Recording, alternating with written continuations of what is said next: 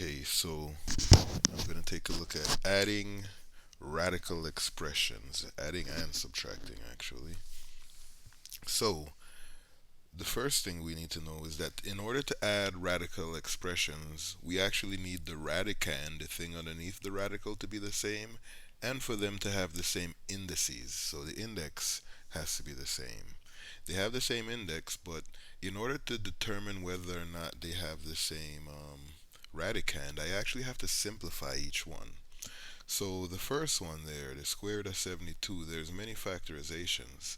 Like you can do it as 36 times 2, or let me see, um, 24 times 3. Let's see what else. Does 4 go into it? Uh,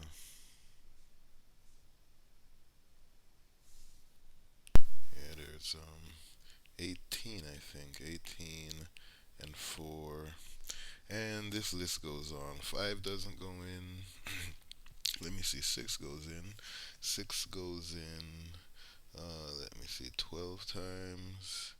And then we could also, 7 doesn't go in, but 8 goes in. We got 8 and 9. So if we're simplifying the square root of 72, there's all these factorizations, and of all these factorizations, I see that this one contains a rational number, this one contains a rational number, and this one contains a rational number. So I want the one that's going to give me the biggest rational number. The one that'll give me the biggest rational number is the top one there. The biggest rational number I get out of that is a 6 square root of 2. So 6 is the biggest of all the rational factors. The rational factor here is 2. The rational factor here is 3. 6 trumps both of those. So we get 6 square roots of 2 for that first radical. The second radical, we also have to simplify it. Let me see. We can think about the factorizations of 32. So we could have written it as uh, 2 times 16, and of course 3 doesn't go in. We could have written it as 4 times 8. 5 doesn't go in, and 6 doesn't go in. 7, 8. That's what we get for the factorization. And both of these contain actual, both of these contain perfect squares, actually. Both of them contain rational factors. This one here and this one here, because if you take a look, 16 and 4, the square root of 16 is 4, and the square root of 4 is 2. Well, we're going to take the bigger of the two. So the bigger of those two rational factors is 4. So we got 4 square roots of 2 here. So if you're taking a look at this, we have rewritten this 72, square root of 72 plus the square root of 32. The square root of 72 is now 6 square roots of 2. That's the same number. And the other one is 4 square roots of 2. So this one, the rational factor is 6. This one, the rational factor is 4. Once you've simplified, and you take a look and notice that they're like radicals because they have the same radicand and the same index, then all you have to do is combine their rational parts with addition or subtraction. So in this case, 6 plus 4 will give me 10 square roots of 2. 10 square roots of 2. Alright, and here's another problem. Same kind of thing here, but this is a cube root. This is a cube root. So in taking care of this one, let me see. We're looking for perfect cubes now. So we're looking for triplet factors. Well, let me see. Triplet factors. I know I can break up uh, this into a bunch of cube roots. Let me see. There's the cube root of 2 and the cube root of do it in green. Sorry about that. There's the cube root of 2 and the cube root of 20.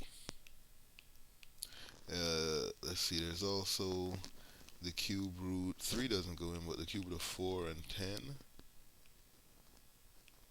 And 5 goes in, and there's the cube root of 8 and 5.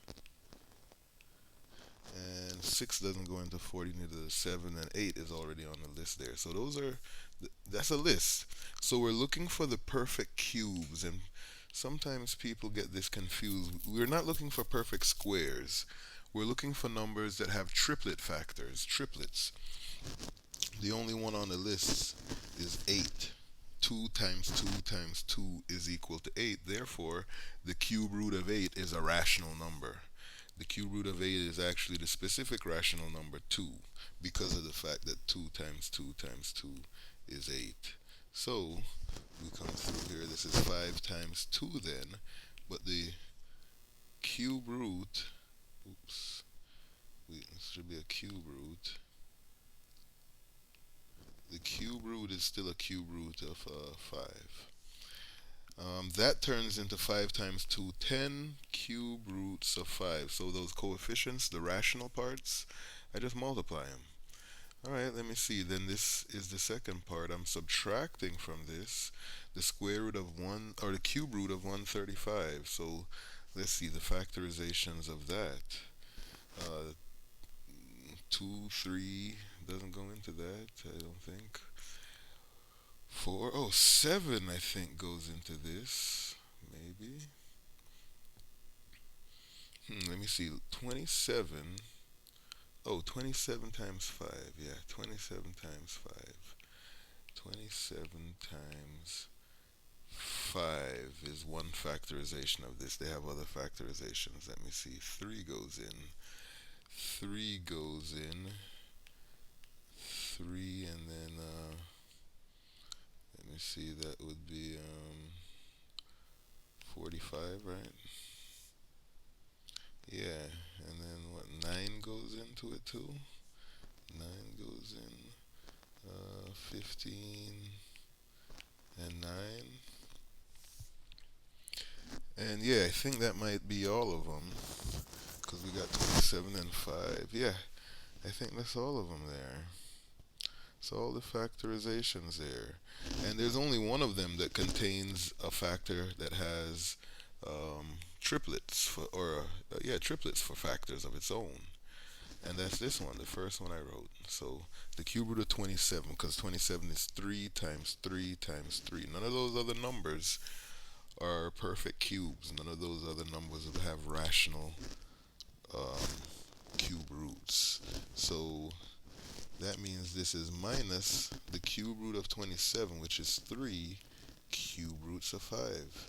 And if you look at that now, we have like radicals. They have the same index, they have the same radicand, and all I have to do is take the rational parts of those and combine them.